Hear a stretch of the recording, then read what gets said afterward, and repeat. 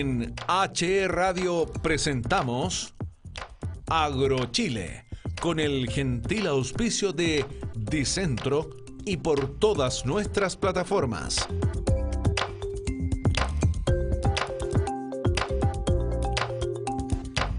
Bueno, ya estamos en este día domingo, ya junto a nuestro gran invitado en el programa AgroChile, obviamente auspiciado por nuestros amigos de Dicentro, que están acá en La Ligua, en Salamanca, en varios lugares del país, todo para la agricultura, la minería, la construcción. Estamos con Fernando Santibáñez, él es profesor de la Universidad de Chile. La verdad es que estaba mirando su currículum, estaríamos toda la mañana diciendo en las universidades donde has estudiado, donde has dado clases, pero en fin, mucha gente te conoce en este país, has hecho muchísimos estudios sobre un tema tan relevante y tan complicado que tenemos hoy día del cambio climático, el tema de la escasez hídrica en nuestra zona central. Así que bienvenido al programa AgroChile, gracias por querer compartir, robarte un poquito de tu familia en un día domingo, un par de minutos para estar con nosotros. Gracias, Fernando, por venir al programa. No, muchas gracias a ti. Es un honor para mí poder estar conversando con usted de un tema que nos involucra a todos y que es extremadamente importante y donde hay que sumar el máximo de ideas, digamos, para enfrentar el futuro. Sí, un futuro en el tema agrícola que lo conversábamos fuera de micrófono y lo hemos hablado con muchísima gente acá en esta radio, incluso con el presidente de la Sociedad Nacional de Agricultura, que fue uno de los primeros invitados que hicimos a este programa. La importancia que tiene la agricultura en nuestro país. O sea, nosotros somos un país que tiene unas condiciones fitosanitarias tremendamente importantes y buenas, porque tenemos una barrera natural que es la barrera de la cordillera, que nos permite tener buenas frutas de buena calidad y todo. Cuando el mundo está bajo la lluvia, bajo la nieve, en invierno nosotros acá en verano estamos produciendo muy buena fruta y que exportamos y que podríamos exportar mucho más, pero tenemos todavía una complicación tremenda sobre el tema hídrico, no solamente en este tema de este cambio climático y una mega sequía prácticamente de 10 años en la zona central, sino también vemos la complejidad de cómo distribuimos este recurso tan natural. ¿Cuál es tu análisis, el primer análisis que haces tú frente a la situación hídrica en nuestro país? Mira, sí, no solo tenemos una condición espectacular, natural para producir agricultura, sino que además hasta ahora lo hemos hecho muy bien en términos de ir tecnificando nuestra agricultura. Yo diría que no tenemos mucho que envidiarle a ninguno de los grandes países del mundo en materia de agricultura. Nuestra tecnología es de avanzada en esta materia. Y en el siglo que está comenzando recién, hay una expectativa bastante grande sobre cuáles van a ser los países que van a proveer alimentos en el futuro a un mundo bastante problemado por un cambio climático que ya se está haciendo evidente, ¿no? Sí. Y en eso Chile tiene una oportunidad importante, pero que tenemos que saber aprovecharla, ¿no es cierto? Así es. Tenemos limitaciones de recursos, tenemos algunas restricciones, el cambio climático nos va a golpear como a todos los países del mundo, de modo que aprovechar esta oportunidad va a requerir el máximo de inteligencia para no cometer errores. Y errores sí hemos cometido en el pasado, de los cuales hay que aprender y no hay que repetirlos. De modo que tenemos mucho por avanzar, grandes desafíos, y tenemos que hacerlo bien. Por lo tanto, tenemos que tomarnos la pausa que sea necesaria para establecer el camino, la ruta del desarrollo agrícola que necesitamos. Sí. No podemos olvidarnos de que la agricultura hoy día representa una fuerza económica importante para el desarrollo del país. Después de la minería, es la segunda actividad más importante, y yo diría que socialmente es probablemente la actividad más importante que hay en el país.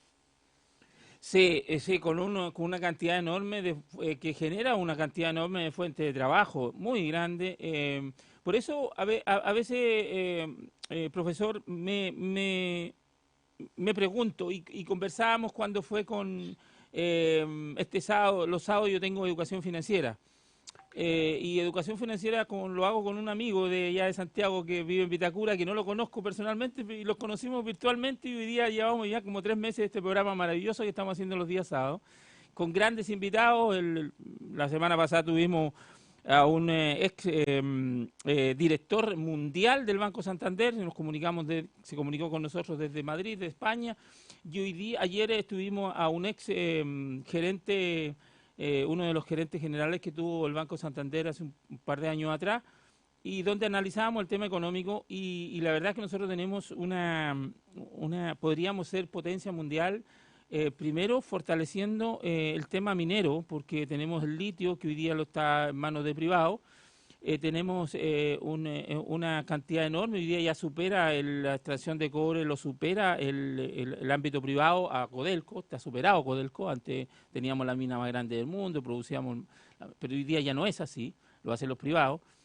Y en la agricultura tenemos muchísima agua en el sur, muy al sur, y acá en la zona centro-norte, digamos de la séptima región hacia el norte, tenemos una escasez tremenda de agua y una cantidad enorme de superficie que podría ser regada y podríamos convertirlo en un país agroexportador, ¿ah? Y que nos ayudaría a llegar más pronto al desarrollo, don Fernando. Bueno, sí, Chile es un país, mira, extremadamente heterogéneo, lo cual es una ventaja y hay que mirarlo así.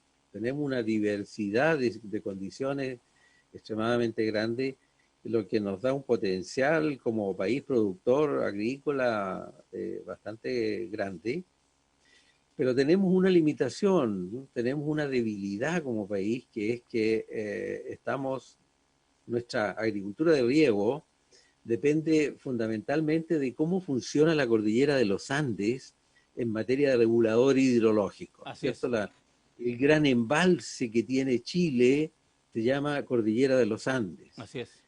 Cada año la naturaleza nos deposita en la cuenta corriente Sí. una cierta cantidad de agua bajo la forma de nieve, y la cual la vamos gastando pausadamente durante la primavera y el verano.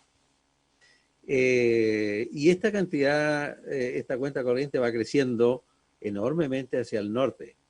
Chile tiene una situación de escasez hídrica, como bien tú lo dices, de Maule al norte, y una situación de bastante holgada en materia hídrica de Maule al sur.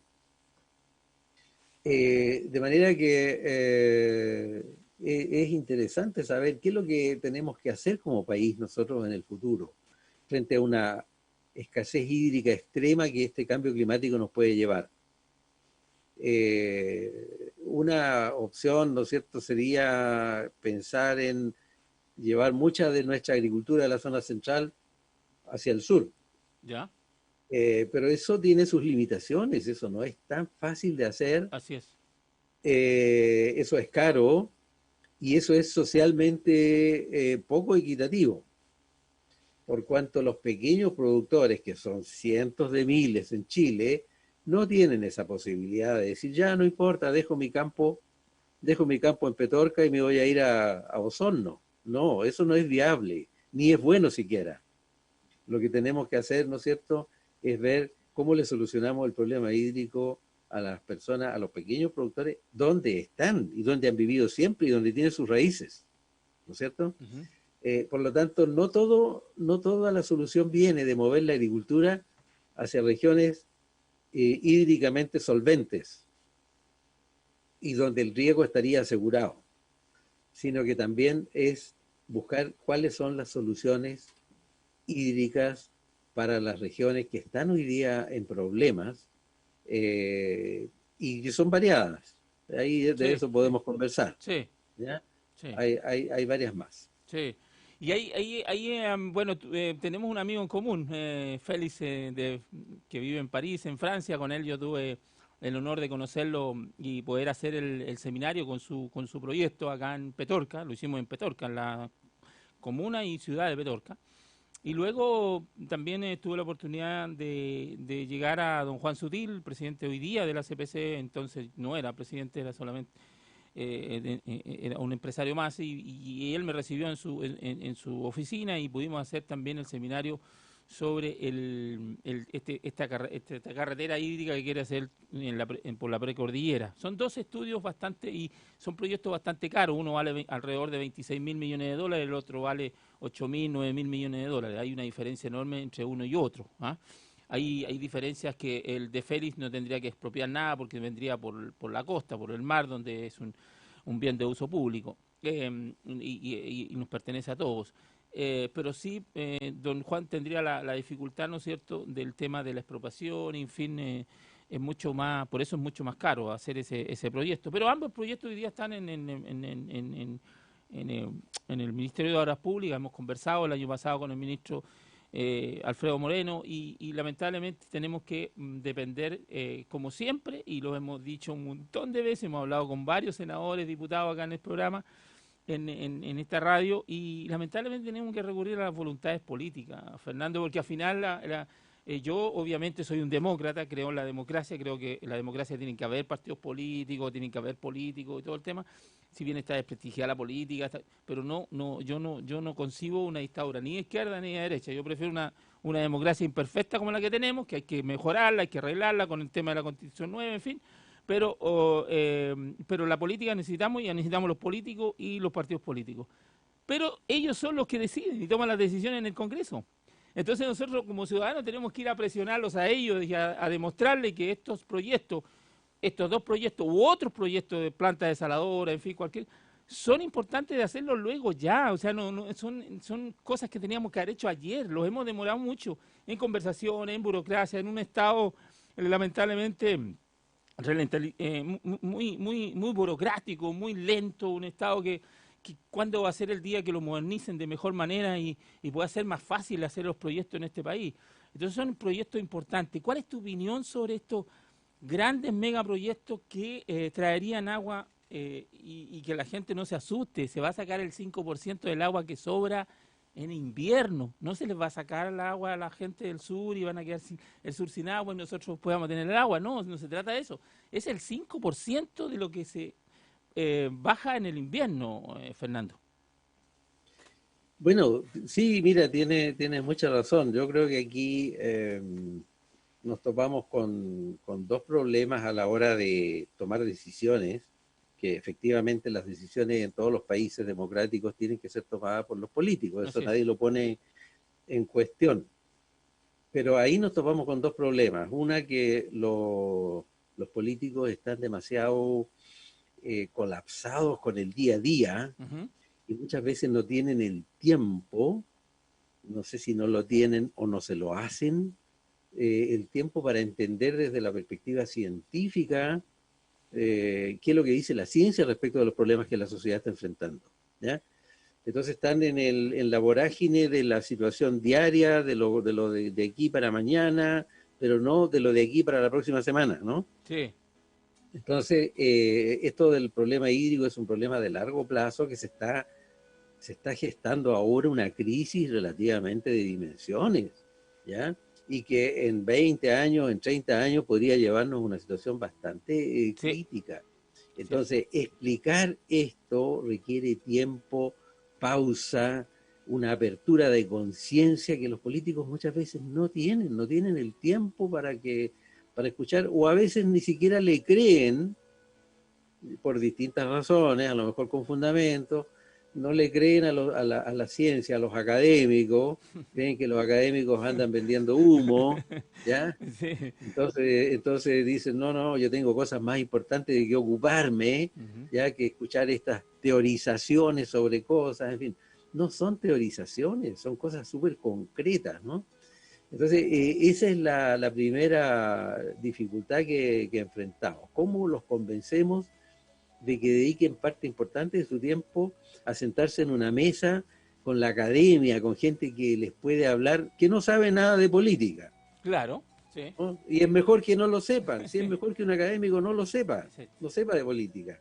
Podrá tener su posición política, pero en materia de ciencia no hay posiciones políticas, hay números. Sí. Hay números, hay procesos, ¿no es cierto? Hay proyecciones, hay fenómenos, ¿ya? Y eso es lo que los políticos tienen que escuchar de parte de la academia, esencialmente, ¿ya? Y la otra dificultad que tenemos es que ellos están sumergidos en la urgencia, los políticos, permanentemente, en la urgencia por dos razones. Una, porque son las demandas que cotidianamente le deben llegar por correo electrónico, por Sí. teléfono, ¿no es cierto? Sí. Y por la razón de que es lo que es la parte más perversa del asunto, que es lo que da la popularidad. Claro. Es decir, mientras yo estoy conectado con el problema chiquitito, ¿no es cierto?, de reparar los caminos, la electricidad, ¿ya? De un poblado por ahí, voy a asegurarme la simpatía de mucha gente, ¿ya? Entonces, no es una muy buena inversión política el dedicarse a solucionar los problemas que van a tener mis hijos, ¿no es cierto?, los problemas que van a tener mis nietos, porque ellos no están votando hoy día. Así es. ¿Ya? Ni Así es. mis nietos votan, ni mis hijos a lo mejor tampoco. Entonces yo me voy a preocupar de quienes están hoy día votando más bien, ¿eh? Sí. Entonces son problemas estructurales que tiene la política y que hay que estar conscientes de que nos vamos a topar con aquellos problemas. Ahora, frente a lo que tú planteabas, la desigualdad hídrica que tiene el país y cómo arreglamos este problema, claro, hay dos proyectos entre muchas otras opciones. Así es. Hay dos proyectos muy interesantes que tienen que ver con promover un sistema que permita solidaridad hídrica al país. Así Hay es. regiones, ¿no es cierto?, donde el agua es abundante, hay regiones donde el agua es escasa. En cualquier familia saludable, ¿no es cierto?, se busca equiparar los recursos naturales o los recursos de la familia de manera que todos puedan salir adelante, toda la familia, tal como lo hace un padre, Sí. ¿no es cierto? Y yo creo que aquí tenemos que abrir un poquito más la conciencia ciudadana. Yo he escuchado que hay mucha resistencia a discutir siquiera estas cosas. Sí. Y como tú bien lo planteabas, a lo mejor nos encontramos con la sorpresa de que lo que se necesita para solucionar el problema de Petorca es tan poca agua frente a la enorme cantidad de agua que el país tiene de Biobío al sur, Sí. que no le va a afectar en nada a la gente de Biobío al sur, pero absolutamente en nada. Correcto. Correcto. Pero hay que hacer ahí un estudio científico de que ese poquito, por poquito que sea, ¿ya? 200 millones de metros cúbicos en un año en una cuenca que tiene 5.000 millones de metros cúbicos, ¿ya? Que están hoy día desembocando en el litoral. Sí, sí, ¿ya? sí. Entonces, de alguna manera, 200, 300 millones de metros cúbicos, ¿le van a afectar realmente a la población? No, porque son aguas, como bien lo planteas, de invierno. Así es, de invierno. Segundo, a los ecosistemas litorales les va a afectar que en vez de que desemboquen allí 4.000 millones de metros cúbicos, desemboquen 3.800 o 3.700. No quiero decir que no, pero dejémosle a que la ciencia lo estudie y le dé el visto bueno. Exactamente. Esto es lo que se llama caudal ecológico. Así es. Así es. Fernando, quiero hacer un punto ahí. Una de las cosas que yo he reclamado como ciudadano, y yo te decía fuera de micrófono, yo no tuve la oportunidad, vengo de una familia muy humilde, muy pobre, y no tuve la oportunidad de estudiar, y he estudiado y sigo estudiando en la Universidad de la Vida, ¿ya? Y sabes que yo siempre he defendido a los científicos. A mí me duele que yo creo que, no sé si es el único, pero creo que es el único país en el mundo donde los científicos hace un par de años atrás hicieron protestas por el poco presupuesto de nuestro PIB, de nuestro sueldo, ¿cierto?, que se invierta en ciencia y tecnología.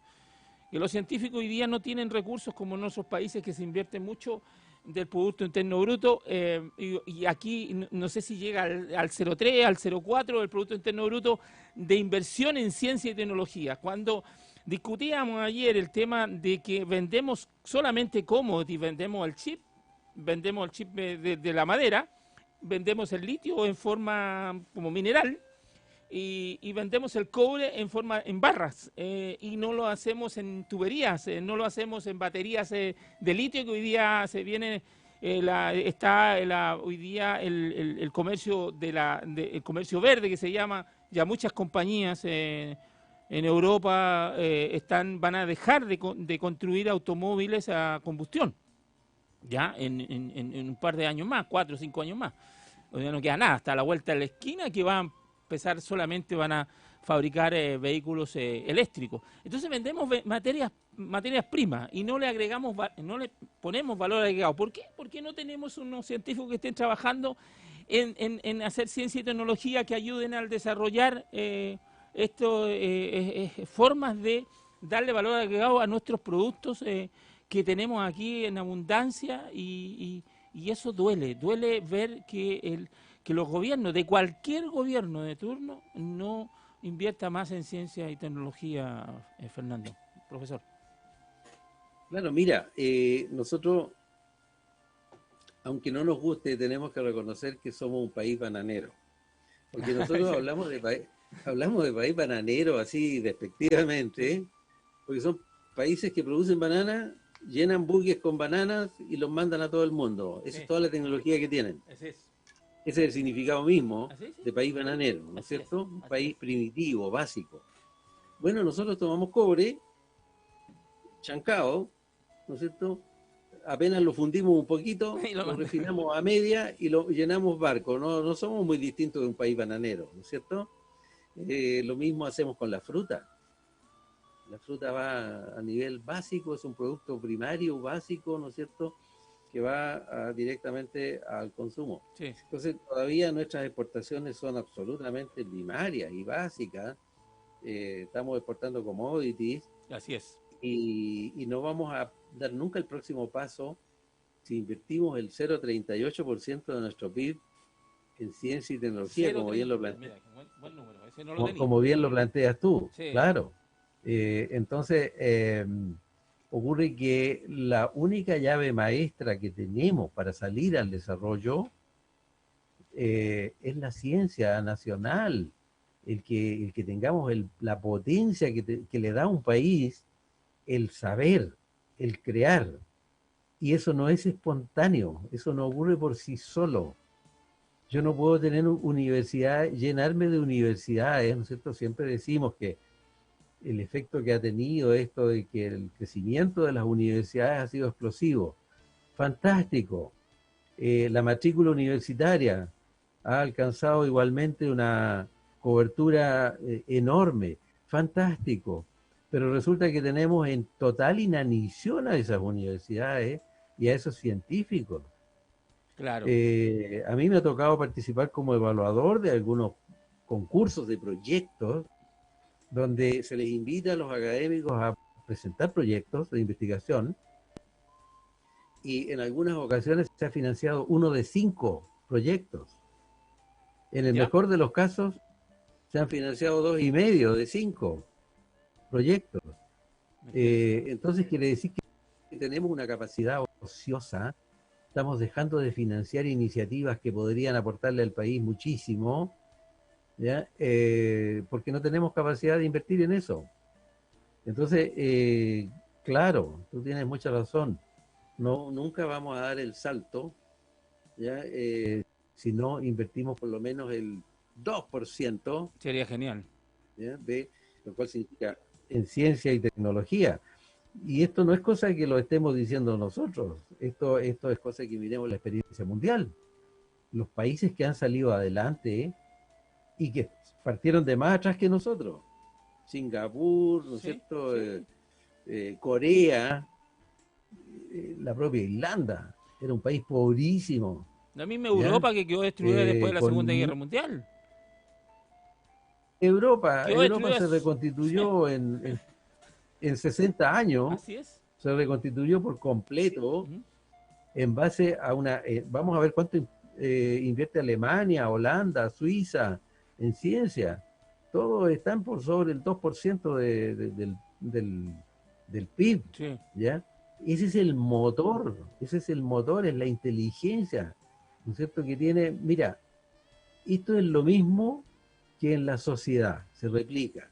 En la sociedad, los que pueden ir a la universidad o a un instituto técnico y sacar un título, van a llegar mucho más lejos arriba, van a escalar una posición social mucho mejor, eso es seguro, que quienes no lo hagan. En el concierto mundial pasa exactamente lo mismo. Nosotros no estamos yendo a la universidad, digámoslo así, como país.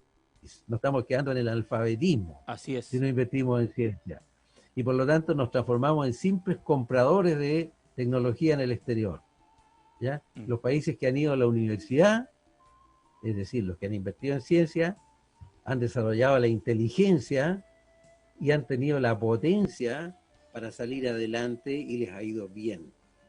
Entonces, eso si no lo entendemos, vamos a seguir marcando el paso y vamos a seguir viendo cómo pasan las décadas y décadas y vamos a seguir siendo exportadores de productos primarios, que por lo demás, hay que decir, no solo son mal pagados los productos primarios, sino que también son muy inestables. Claro. Nosotros ya tuvimos el salitre. El salitre se derrumbó en pocas décadas, quedó convertido en nada, Así ¿no es es. cierto? Así es. Se pulverizó, ya toda esa riqueza que nos generó el salitre.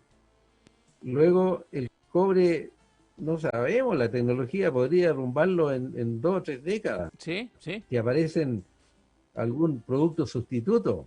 Así ¿Ya? es. Los alimentos no, felizmente la agricultura exporta una materia bastante primaria, pero que es muy esencial y que es muy difícilmente reemplazable. Así es. ¿No es Y, cierto? La comida, el ser humano la va a necesitar siempre y no va a aparecer un sustituto a la comida. no, Mejor no. que, ojalá que nunca. Ojalá que nunca. ¿Ya? Permíteme, Fernando, estamos con el profesor Fernando Santibáñez Quesada, es director del Centro de Agricultura y Medio Ambiente de la Universidad de Chile, del Departamento de Ingeniería y Suelos, que nos acompaña aquí en el programa Agro Chile, un programa que hacemos todos los domingos con todo el cariño del mundo para nuestros queridos agricultores y para el público en general, porque se tratan temas no solamente de la agricultura, sino también lo que está ocurriendo en nuestra sociedad, en nuestro país, en el mundo, auspiciado obviamente por nuestros amigos de Dicentro, que tienen todo para la agricultura, la minería, la construcción, veterinaria, Dicentro. No se olviden, www.dicentro.cl. Profesor, hay un tema que lo estuvimos conversando fuera de micrófono como yo le he explicado, no solamente estoy detrás del micrófono, sino que estoy trabajando muy fuertemente en buscar las soluciones al tema hídrico. Yo tengo apenas un paltito aquí en la casa donde me produce un par de kilitos en el año, los reparto con mi otro hermano para que todos coman de ese paltito. No tengo nada de propiedad, pero sí me preocupa a mí, primero, el trabajo que genera la agricultura, porque le podemos asegurar el agua, y eso se asegura el agua en nuestra zona, que quede súper claro, profesor. Aquí el agua está asegurada para la gente. Tal vez no en la cantidad, en algunos villorrios, en algunos lugares donde los pozos quedaron colgados, tienen que ir con camión de aljibe, pero el agua la sacan del mismo valle, o sea, la sacan aquí, hacen un pozo, la toman, la echan arriba del camión de aljibe y la tiran 3 kilómetros más allá y se la echan en un recipiente a las personas. O sea, ¿qué falta? Infraestructura. Y porque el agua está aquí mismo, no la traen de otro valle, o sea, el valle tiene agua, tanto el Valle de Cabildo como el Valle de la Ligua, o sea, el valle está Cabildo, se llama Valle de la Ligua, y el Valle de Petorca. Pero sí, yo insisto, en la agricultura da mucho trabajo, nosotros, la gente podrá tener agua en las casas, podrá tener agua en el baño y todo el tema, pero mañana tiene que salir a trabajar, echarle algo a la olla, o sea, no le puede echar agua solamente, tiene que alimentarse. Y aquí, generalmente, en la zona central hay muchísima gente que depende de la agricultura. Entonces tenemos que buscar las soluciones en pos de asegurar, primero que todo, el consumo humano, eso es lo primero, lo primordial, y también asegurar que la agricultura siga funcionando, porque ya lo hemos dicho, usted mismo lo dice, o sea, aquí la agricultura en nuestro país es un segundo pilar fundamental de nuestra economía. Y estuvimos con nosotros los profesores de la Universidad Federico Santana presentando un tema de una planta desaladora de agua de mar, que hoy día hay alrededor de 1.300, 1.400 plantas a nivel mundial que funcionan perfectamente. Obviamente hay mucho mito con el tema de la contaminación y todo eso. ¿Cuál es su opinión sobre las plantas desaladoras? Ya hay algunas en Antofagasta, en Copiapó, me tocó trabajar al lado de una que estaban construyendo ahí en Copiapó. La minería incluso está invirtiendo mucho en plantas desaladoras para su proceso y también y la están compartiendo también con la gente, que eso es muy importante también, ser solidario, porque veía un artículo que usted puso ahí que también la solidaridad tiene que estar dentro de todo este mecanismo. ¿Cuál es su opinión sobre estas plantas desaladoras?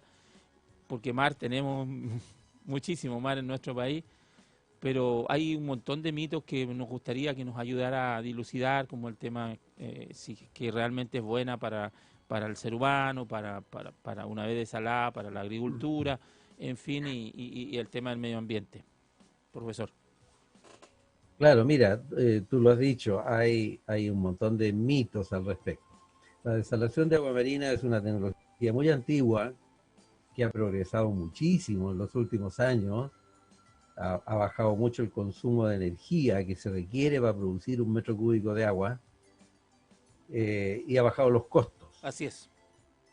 Pero siempre estamos hablando de costos extremadamente altos en lo que a agricultura se refiere. Es decir, cuando nosotros hablamos de agricultura, hablamos de un agua que no puede costar más que algunas décimas de dólar por metro cúbico, no de $1 hacia arriba. Así es. ¿Ya? Claro, sí. Porque si yo a un agricultor le ofrezco solucionar el problema que tiene de agua en base a agua marina desalada, tendría que decirle: usted me paga $1.40, $1.50, incluyendo el transporte, ya no solo la desalación, porque a veces se dan cifras erróneas. Sí. Se dice: no, si cuesta $1 o menos de $1. Sí, pero eso es a nivel del litoral. Yo tengo que transportarla y subirla 100 metros o más, Sí. y transportarla 80 kilómetros. ¿No? Entonces, al final le voy a decir: mire, no, usted me paga $1.50 y yo le entrego agua. El agricultor me va a decir: no, muchas gracias. No, la agricultura no tiene esa capacidad de pago. Hay que recordar que una hectárea de cultivo consume 6.000 metros cúbicos, 7.000 metros cúbicos de agua. A $1 que sea, tenían $6.000 la Sí. cuenta del agua. Sí. Ningún agricultor va a poder pagar $6.000 por hectárea, Sí. ¿no es cierto? Sí. Vendiendo la tierra nada más, ¿ya? De manera entonces que no es una técnica que hoy día esté disponible para solucionar problemas agrícolas. Es una técnica que está disponible y se usa, como bien dices tú, en muchas partes del mundo, ¿no es cierto? En California, en España, en China, en Israel. Hay un sinnúmero de países. En Chile, de hecho, en Antofagasta, en Copiapó está por, ¿no es cierto?, también instalarse una planta grande, pero por precio y por volúmenes de agua producida, es agua que está disponible para el uso de ciudad, agua potable, Sí. para solucionar los problemas del agua potable, ¿ya? Pero todavía está muy lejos, está a años luz de ser una solución para la agricultura. Perfecto. Tanto por volúmenes producidos, Sí. como por precio, ¿ya? Porque si quisiéramos producir, como esta es una tecnología que tiene sus impactos ambientales, ¿ya? Piensen ustedes que hay que poner una succión de agua. Las bombas que succionan el agua marina no discriminan, sacan peces, sacan plancton, ¿ya? Sacan microcrustáceos, Sí. ¿no es cierto? Sí. Sacan toda el agua con la vida. Sí. Todo eso muere, se filtra, se bota esa primera basura, que son los seres vivos, ¿no es cierto?, succionados con el agua, porque el agua marina es agua viva. Así es. Se bota esa basura, se procesa esa agua. Hay productos químicos que hay que echarle para que las membranas no se deterioren muy rápido. O sea, la contaminamos después, ¿ya? Con algunos productos químicos del agua. Esa salmuera queda con ciertos productos químicos, ¿no es cierto? Hay que darle una disposición. Normalmente debiera crearse un emisario Para volverla al mar. para botarla al mar, pero a varios kilómetros Sí, mar adentro, sí. cosa que no se hace porque es muy caro. Entonces se bota ahí mismo nomás, en el litoral, cercano al litoral. La otra opción sería botarlo en tierra, hacer grandes vertederos de sal marina, lo cual sería peor, ¿no es cierto? De manera que, en definitiva, para producir pequeñas cantidades de agua, bien, es una solución, porque pequeñas cantidades de agua, estos impactos que estamos hablando, son razonables, se pueden mantener dentro de márgenes razonables. Pero si quisiéramos hacer plantas gigantescas, porque la agricultura necesita cantidades gigantescas de agua, necesita millones de metros cúbicos. Con menos de 100 millones de metros cúbicos yo no arreglo el problema de agua de ningún valle. Perfecto, perfecto. ¿Ya? Bueno, yo quisiera tirarle números a qué tamaño de plantas desaladoras tendría que crear para generar 100 millones de metros cúbicos, ¿no es cierto? Entonces ahí ya los impactos ambientales van a empezar a ser también van a ser catastróficos. Sí, o sea, sí. Ojo, la desalación marina tiene un rol muy importante en el desarrollo, pero cada cosa en su lugar. Es para solucionar el problema del agua potable, mayormente de grandes ciudades, ¿no es cierto? Y para eso no, pues, disculpe, le hago un punto ahí, la gente puede confiar en el agua para beber del agua una vez salida de la planta desaladora. Sí, no, eso sí, el agua tiene un estándar bastante bueno. De hecho, es más, sale tan pura que hay que volver a salinizarla, digamos. Hay que volver a darle, sí, para que sea potable, porque no podríamos vivir tomando agua pura, nos morimos. Sí, ya. Agua destilada, ¿no? Sí, sí. No podemos. Entonces hay que resalinizarla. No, en ese sentido cumple con todos los estándares para hacer un agua potable de buena calidad. Ya. Felizmente. Entonces, ¿es una solución? Sí, es una solución para agua potable. ¿Ya? Yo creo que es bueno que no se cree el mito de que por ahí va a venir una solución para la agricultura. Tendría que aparecer una tecnología que no hay hoy día y estamos muy lejos de tener para generar un agua desalinizada que tenga un costo de producción de algunas décimas solamente de dólar, y que los impactos ambientales se puedan manejar para hacerlos compatibles con los enormes volúmenes de agua que necesita la agricultura. Perfecto. Entonces yo no descarto que en un plan estratégico, por ejemplo, el Estado chileno pudiera fomentar la desalación de agua marina para darle solución de agua potable a una buena parte de las ciudades, ¿no es cierto?, cercanas al litoral. Sí. Y que las aguas naturales de escorrentía de la cuenca se privilegien para su uso agrícola, y la zona fundamentalmente interior, sí. a nivel de pequeños agricultores. Así es, sí. O sea, producir el reemplazo. En vez de estar usando las aguas de escorrentía de los ríos para abastecer de agua potable a las ciudades se hagan autónomas vía desalación marina y liberen el agua que están usando hoy día. Buena idea, muy buena idea. Claro, sí. Liberen para ser usada en una agricultura que no queremos que muera. Mira. Y con eso estaríamos cumpliendo un rol social, además muy importante. Sí, interesante. Interesante el análisis que hace, profesora. Yo le voy a compartirle lo que nos presentó la Universidad Federico Santa María. Obviamente, todo profesor tiene todo mi respeto a su análisis que pueda haber hecho, alguna solución que haya encontrado. Siempre dice, se dice que se hacen estudios y bueno, luego en la práctica muchas veces esos estudios no cuadran o los números no cuadran.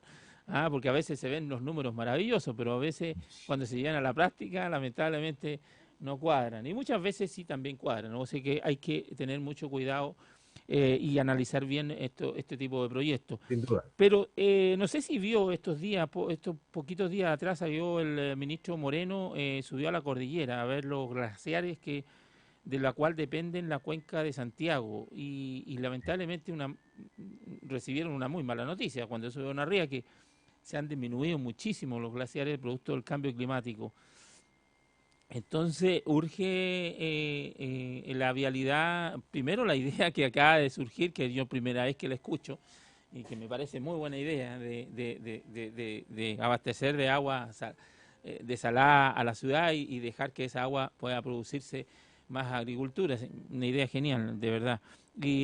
Pero, ¿qué es lo que ve usted? ¿Cómo ve la solución a corto plazo de este tema hídrico que, insistimos, los políticos no están mirando al país en el corto, ni el mediano, ni el largo plazo, están preocupados de otras cosas?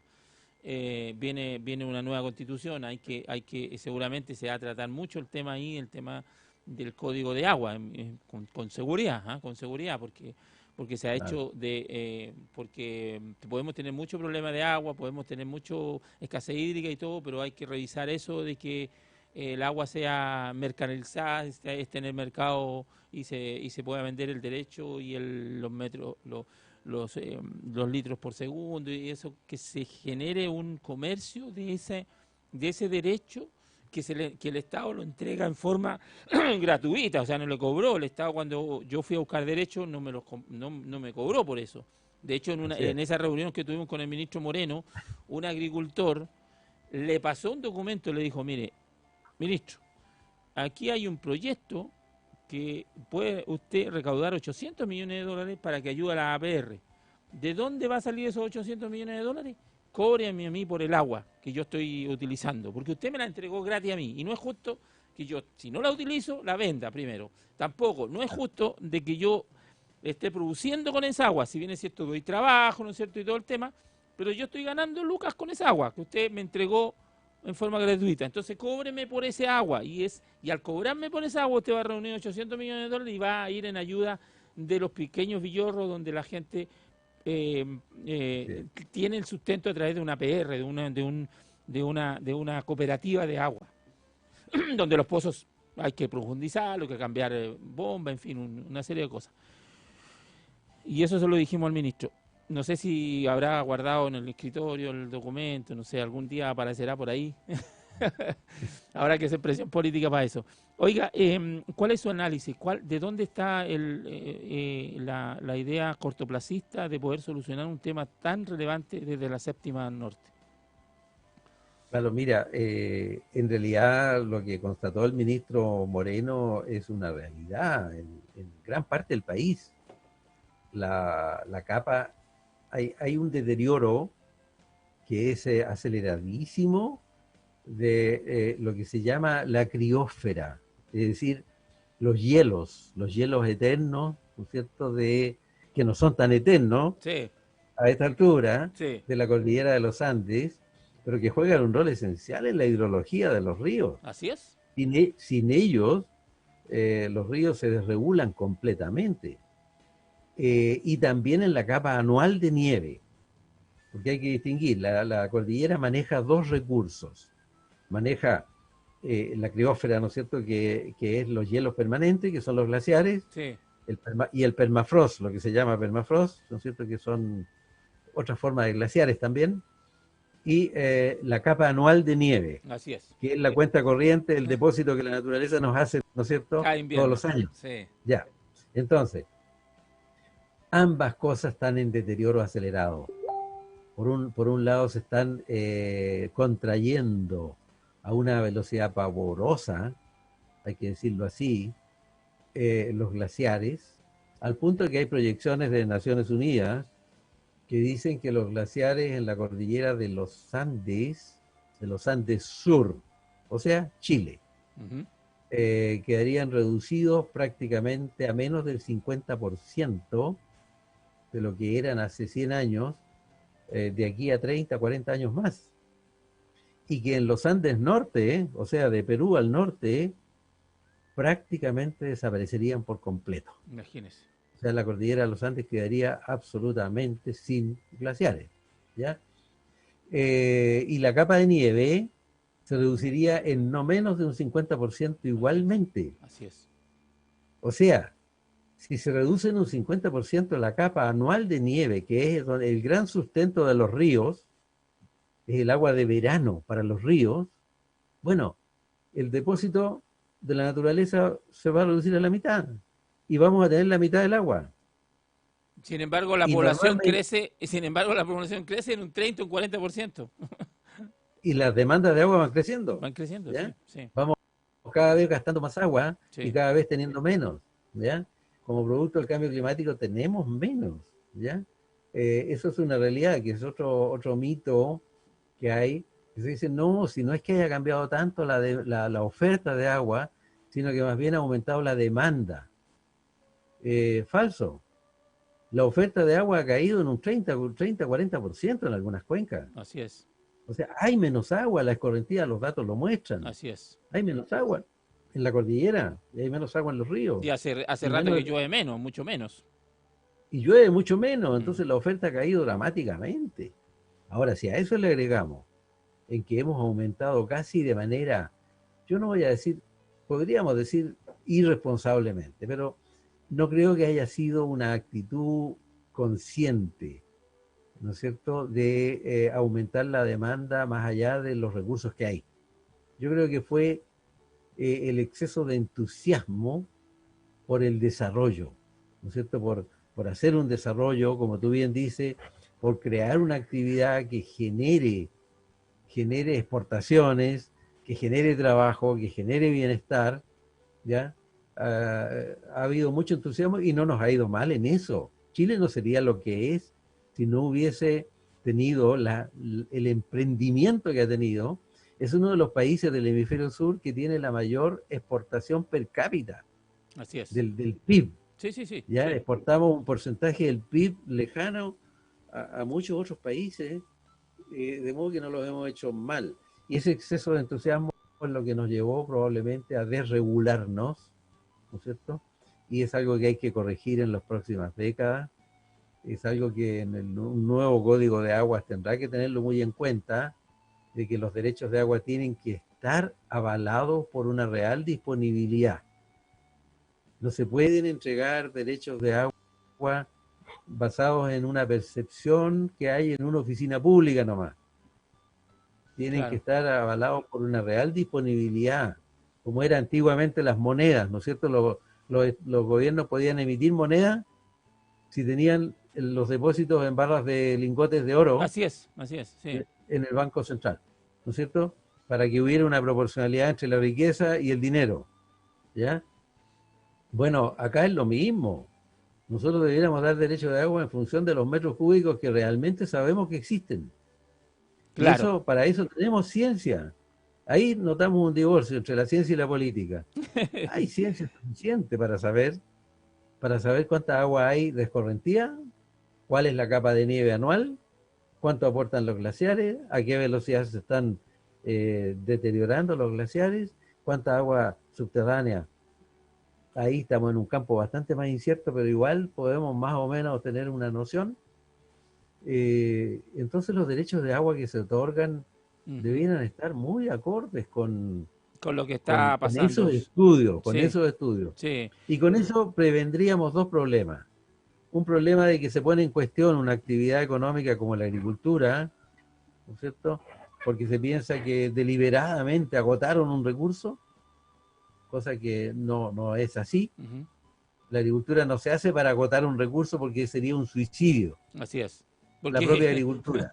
claro, porque Claro, se sería estarían ridículo. disparando a los pies, como se dice, ¿ah?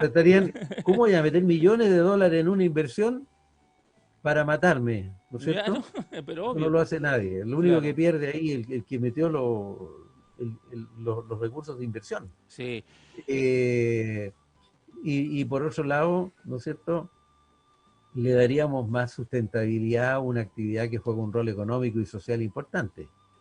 eh, siempre teniendo presente de que la primerísima prioridad es el consumo del agua por el ser humano, Así es.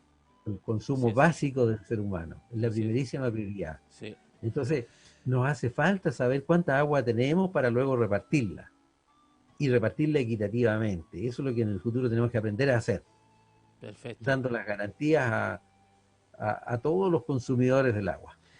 Oiga, profesor, qué interesante y qué bueno fue haber conversado con usted esta mañana. Ya se nos está terminando el tiempo, pasó la hora volando. Espero lo haya hecho sentir cómodo en este programa, porque eso es lo que más me interesa a mí, es que el invitado se sienta Sí. cómodo, poder tener una conversación. Muchas veces me dicen, oiga, mándeme la pauta. Y yo le digo, y conversemos como si estamos en el living de la casa, tomándonos un café. ¿Para qué vamos a ser tan así cuadrados y pauta y todas esas cosas? Así que le quiero No, agradecer, ¿ah? ha sido muy agradable y es muy agradable conversar así con las ideas, ¿no es cierto?, por delante y no con los mitos ni con los Así preconceptos, es, no con las ideas, ¿no es cierto?, simplemente. así es, compartir. Y le robamos, como decimos nosotros los días domingos, a nuestros invitados, a su familia, un ratito del tiempo de nuestros invitados. Así que le quiero agradecer infinitamente y por supuesto esperamos que en otro momento nos acompañe. Como les decía, estoy fuera de micrófono trabajando muy fuertemente con un grupo de jóvenes, también de personas con cierta edad como yo, para también meterle un poco de experiencia y tratar de empujar proyectos que vengan en solución de un problema tan tremendo que tenemos hídrico. Y también a ver si podemos aportar, cuando se cree la constituyente, poder aportar con algún granito de arena en la discusión, por lo menos conversar con los constituyentes y decirle, oye, yo creo que por acá va la cosa, en fin, tener conversaciones. Yo creo que las vamos a tener que tenerlas, porque no creo que los constituyentes puedan tomar las decisiones solo en cómo arreglamos las cosas en nuestro país. Y a lo que a nosotros nos interesa, el tema hídrico, yo creo que se tiene que conversar sobre el cómo cambiamos y mejoramos el código de agua, se tiene que dar la discusión. Así que quiero agradecerle infinitamente. Cuente con el medio, mándeme información para publicarla en nuestra página web. Tenemos una página web que es muy visitada. Agradecido enormemente, profesor. No, porque muchas gracias a ti y a todos los oyentes. Sí, me espera un 30 segundos para que no quedar solo en pantalla. Estuvimos con el profesor Muy bien. Fernando Santibáñez Quesada, del Departamento de Ingeniería y Suelos y director del Centro de Agricultura y Medio Ambiente de la Universidad de Chile, que gentilmente ha estado con nosotros esta mañana. Nos vamos, los despedimos de este programa Agro Chile, como todos los domingos, auspiciado por supuesto por Dicentro. Nos reencontramos el próximo domingo a partir de las 11 de la mañana con un nuevo gran invitado como el que hemos tenido hoy día. Chao, chao, que estén bien, buen disfruten el día domingo, ¿ah? Hemos presentado AgroChile por HE Radio y HE Televisión y por todas nuestras plataformas con el gentil auspicio de Dicentro.